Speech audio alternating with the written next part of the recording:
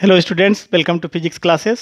आज class second year के semiconductor chapter से फोटो डायोड के बारे में, principle, construction, working and uses के बारे में जानेंगे। तो फोटो डायोड होता क्या है? फोटो डायोड प्रकाश संवेदनशील अर्धचालक से बना पीएन संधि डायोड है जो उत्क्रम अभिनत में कार्य करता है। मीन्स यह रिवर्स बायस में कार्य करता है, जो प्रकाशिक सिग्नलों के संसूचन के लिए प्रयुक्त होता है। प्रकाशिक सिग्नलों के संसूचन के लिए, डिटेक्शन के लिए यूज किया जाता है। ये फोटो डायोड का सिंबल है। जैसा कि आप एलईडी में पढ़े हैं कि यह सिंबल जो है ठीक इसी तरह का होता है, लेकिन लाइट बाहर निकलती है, यहाँ पर लाइट अंदर की तरफ, यानी इस पर लाइट पड़ेगी, तो यह फोटो डायोड। संरचना एवं कार्यविधि, यह रिवर्स बायस में, तो पी क्षेत्र नेगेटिव टर्मिनल से और पॉजिटिव इसका यानी एन क्षेत्र, ये फलक जो है प्लस से जोड़ देंगे, यह वेरिएबल। ये कोटर है, पी क्षेत्र में कोटर होंगे और एन क्षेत्र में इलेक्ट्रॉन्स होंगे। रिवर्स बायसिंग है, तो रिवर्स बायसिंग की वजह से इलेक्ट्रॉन और होल्स यह जंक्शन से दूर जाएंगे, यह दोनों जंक्शन से दूर जाएंगे, यानी ये होल्स जो है इस किनारे की तरफ खींच करके आएंगे बैटरी के टर्मिनल की तरफ, और ये इस तरफ। तो जो डिप्लीशन लेयर है उसकी विड्थ जो है वह बढ़ जाएगी। अब यहाँ पर यह कार्य कैसे करता है? जब इस जंक्शन पर कोई भी प्रकाश, जिस फोटान की ऊर्जा जो hc बाई लैम्डा है is greater or equals to Eg, उस मटेरियल के लिए जो Eg का मान है उससे अधिक होने पर अगर यहाँ पर लाइट पड़ती है, तो जब लाइट पड़ती है तो इस स्थिति में देखें कि जब कोई प्रकाश आपतित नहीं होता है, जब कोई प्रकाश उस पर नहीं पड़ रहा है, तो उसमें जनित्र अल्पसंख्यक आवेश वाहकों के अपवाह मीन्स ड्रिफ्टिंग के कारण उत्क्रम संतृप्त धारा बहती है, जिसे अदीप्त धारा या डार्क करंट कहते हैं।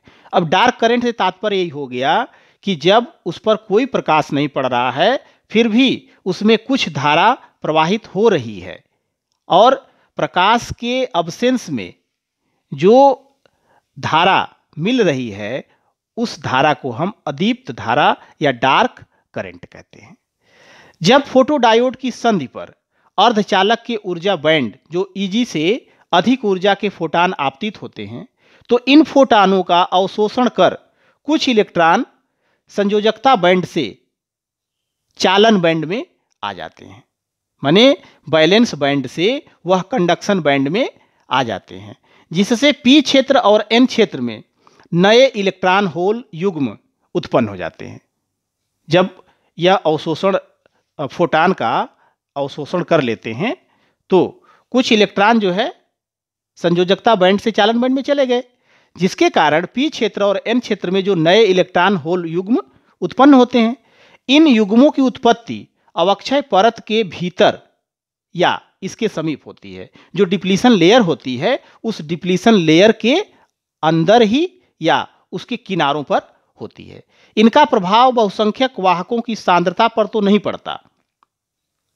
जो इलेक्ट्रॉन होल युग्म उत्पन्न हो रहे हैं उनका प्रभाव बहुसंख्यक जो मेजॉरिटी चार्ज कैरियर हैं उनकी सांद्रता पर नहीं पड़ता, किंतु अल्पसंख्यक वाहकों की सांद्रता काफी बढ़ जाती है, जिससे उत्क्रम धारा उसी अनुपात में बढ़ जाती है। इस प्रकार संधि के प्रकाश द्वारा प्रदीप्त होने पर परिपथ में बहने वाली धारा को प्रदीप्त धारा कहते हैं। आपतित प्रकाश की तीव्रता बढ़ाने पर संतृप्त धारा का मान बढ़ जाता है, किंतु आवृत्ति बढ़ाने पर प्रदीप्त धारा के मान पर कोई प्रभाव नहीं पड़ता। यानी जब तीव्रता बढ़ाते हैं तो नंबर ऑफ फोटान बढ़ जाते हैं।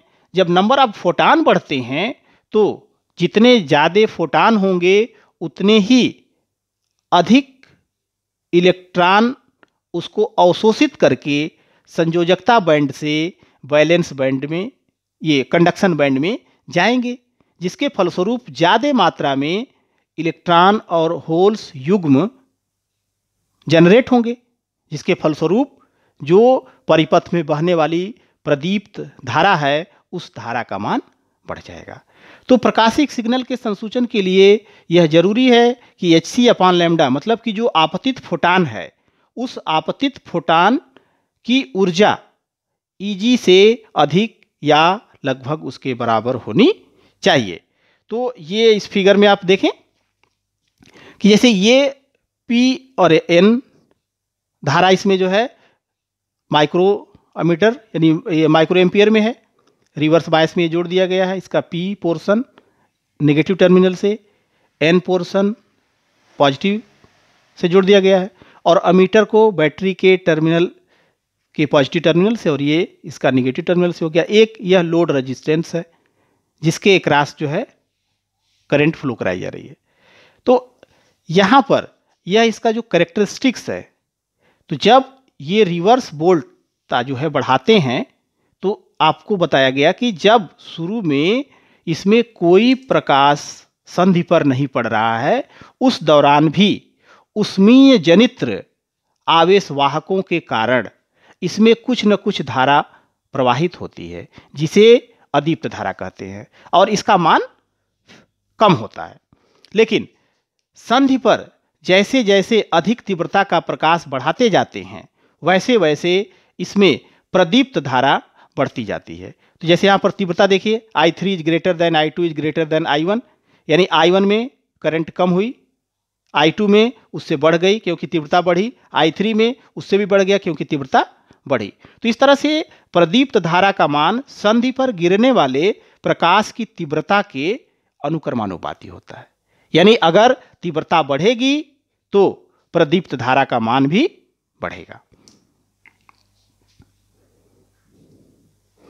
उपयोग: प्रकाश संसूचक के रूप में प्रकाश संचालित कुंजियों तथा कंप्यूटर पंच कार्डों आदि के पढ़ने में किया जाता है।